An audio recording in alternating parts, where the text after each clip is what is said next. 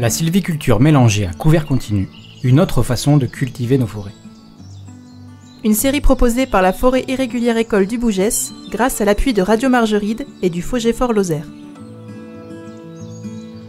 Chapitre 4. Décliner les principes de la sylviculture mélangée à couvert continu dans des contextes variés. Épisode 1. La tradition dans les forêts de montagne, avec la participation de Loïc Moline du Centre national de la propriété forestière d'Occitanie.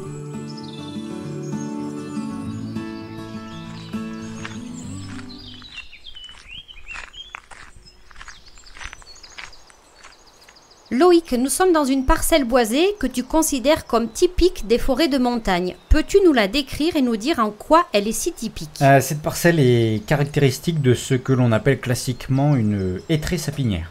Alors pas de surprise, on retrouve le hêtre et le sapin pectiné, qui sont les deux essences majoritaires. On peut aussi remarquer quelques individus d'épicéas communs.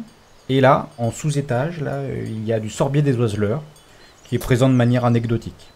L'ambiance est fraîche, le couvert est bien fermé, les diamètres et les hauteurs des arbres sont variés. On peut donc dire que les structures horizontales, donc les diamètres, et verticales, donc les strates, sont irrégulières.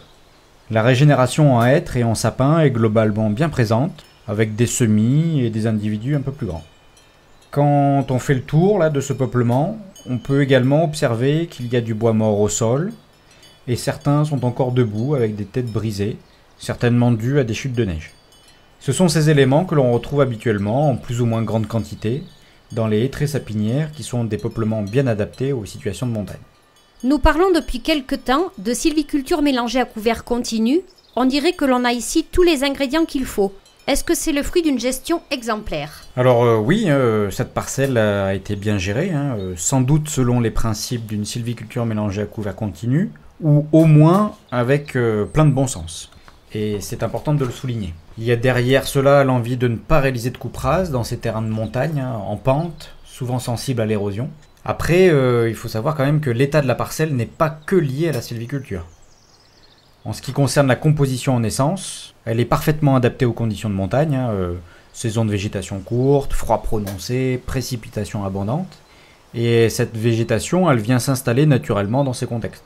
Globalement, sapin et hêtre se marient très très bien. Ces deux essences, elles supportent bien l'ombrage et elles sont en capacité de pousser l'une sous l'autre. C'est une association qui fonctionne parfaitement.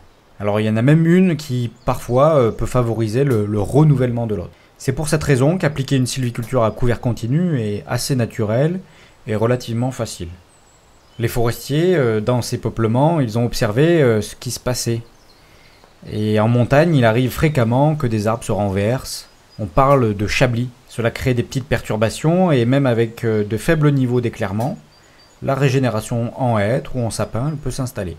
C'est déjà la cicatrisation qui se met en place et petit à petit, une irrégularité à différents niveaux se dessine.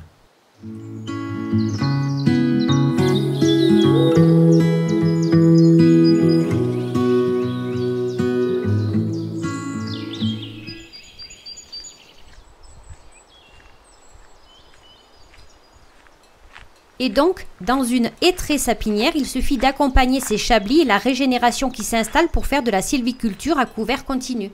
Alors, ce serait un peu caricatural de s'arrêter à ça, mais c'est vrai qu'accompagner la dynamique naturelle de ces espaces, c'est déjà une bonne base.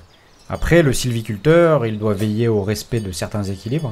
Il doit essayer de favoriser les gros bois, notamment de sapins, qui ont un poids économique important, sans qu'ils ne deviennent excessifs. Globalement, en SMCC, on cherche à se rapprocher de 20% du volume occupé par les petits bois, 30% par les bois moyens et 50% du volume par les gros bois et très gros bois. Si cette dernière catégorie elle devient excessive, le système va petit à petit dérailler. Il va nous manquer à un moment donné certaines classes de diamètre et peut-être la régénération. Et alors le cycle peut s'interrompre et se casser.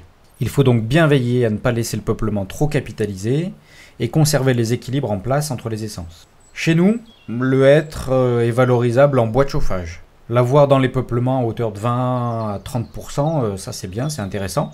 c'est un allié pour gainer les sapins, pour favoriser l'élagage naturel, et donc la qualité de ces mêmes sapins. Au-delà, par contre, au-delà des 20 à 30% là, donc, qu'on évoquait, on va perdre en production, notamment dans les sapins qui jouent un rôle important, comme on le disait, d'un point de vue économique. De même, la diversité dans ces peuplements est souvent mise à mal parce que le hêtre, il est très concurrentiel.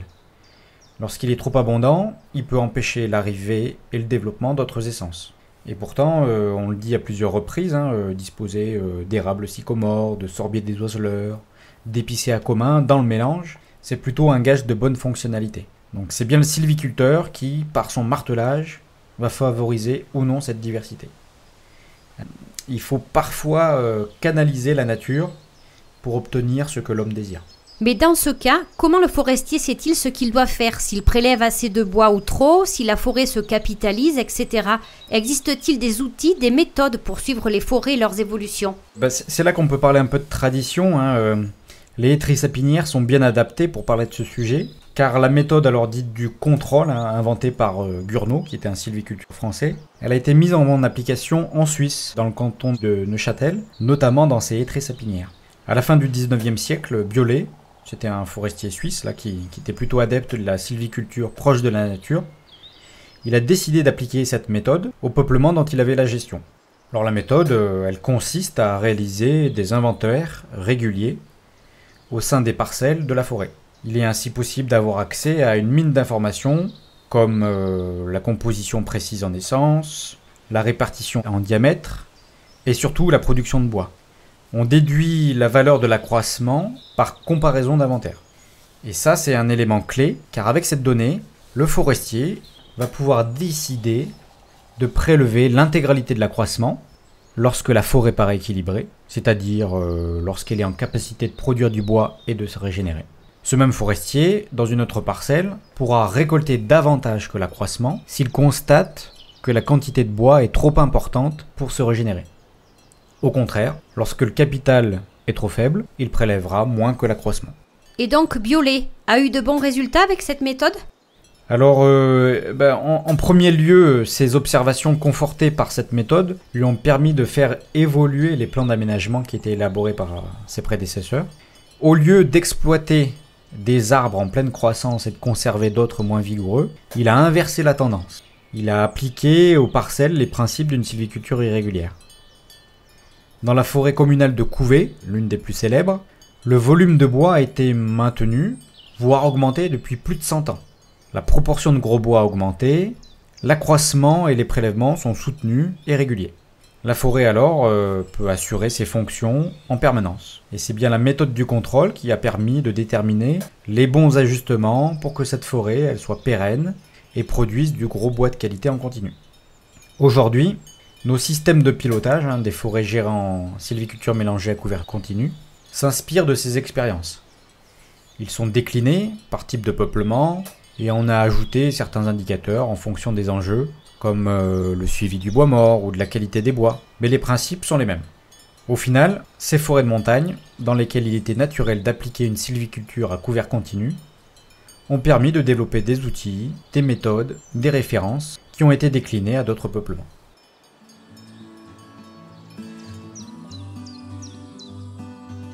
Nous pourrons évoquer un autre type de peuplement à l'occasion de notre prochain rendez-vous du chapitre 4, décliner les principes de la SMCC dans différents contextes, et son second épisode intitulé « Réfléchir autrement dans les futaies de pin ». Ce programme a été réalisé grâce au financement du Fonds FEADER et de la région Occitanie, avec l'appui de la DRAF Occitanie.